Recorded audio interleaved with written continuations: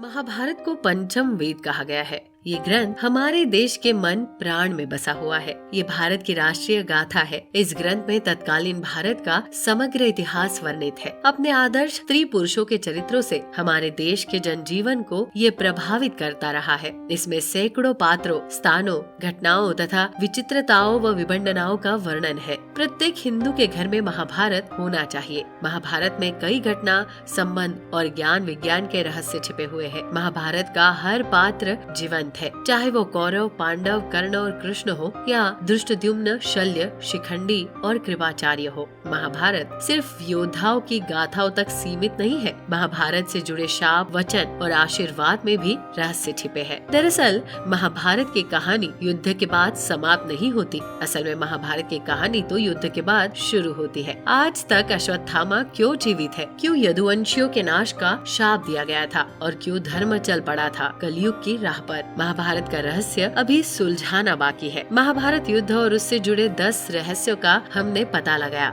और जिसे आप शायद ही जानते हैं। पहला रहस्य, 18 का रहस्य। कहते हैं कि महाभारत युद्ध में 18 संख्या का बहुत महत्व है। महाभारत की पुस्तक में 18 अध्याय है। कृष्ण ने कुल 18 दिन तक अर्जुन को ज्ञान दिया। 18 दिन तक ही युद्ध भी चला। गीता में भी 18 अध्याय है। कौरव और पांडवों की सेना में भी 18 अक्षौणी सेना थी, जिनमें कौरव की 11 और पांडवों की 7 अक्षौणी सेना थी। इस युद्ध के प्रमुख सूत्रधार भी 18 थे। इस युद्ध में कुल 18 योद्धा ही जीवित बचे थे। सवाल ये उठता है कि सब कुछ 18 की संख्या में ही क्यों था? क्या ये संयोग है या इसमें कोई रहस्य छिपा है? दूसरा रहस्य, क्या आज भी जीवित है अश्वत्थामा? विज्ञान ये नहीं मानता कि कोई व्यक्ति हजारों वर्षों तक जीवित रह सकता है। ज्यादा से ज्यादा 150 वर्ष तक जीवित रहा जा सकता है, वो भी शर्त पर कि आबो हवा और खान पान अच्छा हो तो। तब ऐसे में कैसे माना जा सकता है कि अश्वत्थामा जीवित रहेंगे? महाभारत के युद्ध में अश्वत्थामा ने ब्रह्मास्त्र छोड़ दिया था, जिसके चलते लाखों लोग मारे गए थे। अश्वत्थामा के इस कृत्य से कृष्ण क्रोधित हो गए थे और उन्होंने अश्वत्थामा को शाप दिया था कि तू इतने वधों का पाप ढोता हुआ 3000 वर्ष तक निर्जन स्थानों में भटकेगा। तेरे शरीर से सदैव रक्त की दुर्गंध निःसृत होती रहेगी। तू अनेक रोगों से पीड़ित रहेगा। व्यास ने श्री कृष्ण के वचनों का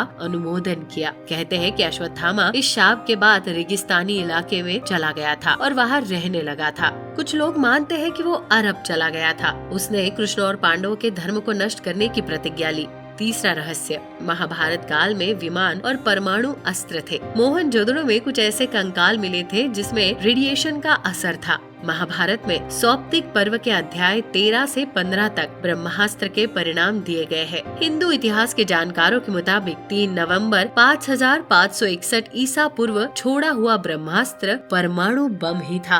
तो दर्शकों, कैसे लगी आपको ये जानकारी? हमें कमेंट कर जरूर बताएं। साथ ही यदि आपको ये वीडियो पसंद आई हो तो वीडियो को लाइक कर चैनल को सब्सक्राइब जरूर कर दे। वीडियो में अंत तक बने रहने के लिए आपका धन्यवाद।